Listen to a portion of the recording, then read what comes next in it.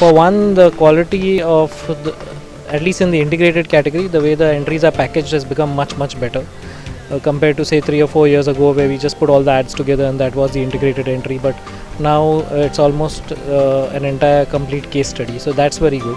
I think the quality of craft has gone up hugely compared to before. Most of the craft stuff that you see is as good as in any part of the world.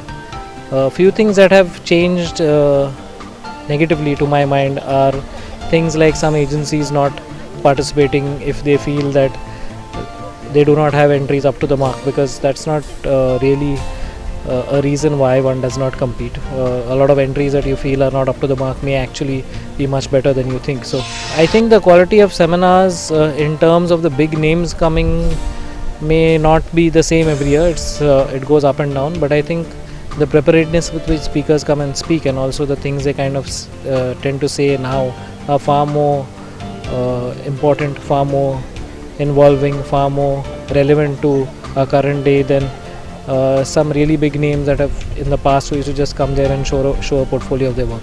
Personally, we've had a reasonably good year. I hope some of the campaigns we do well. But even if they don't do well, I think we lose to some, if at all, to some pretty good other campaigns. But I think we are positive about having a good showing.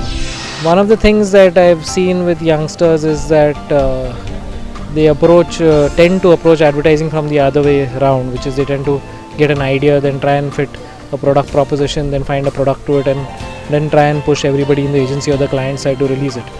I think that can be a very dangerous trend, because that's not how real advertising works.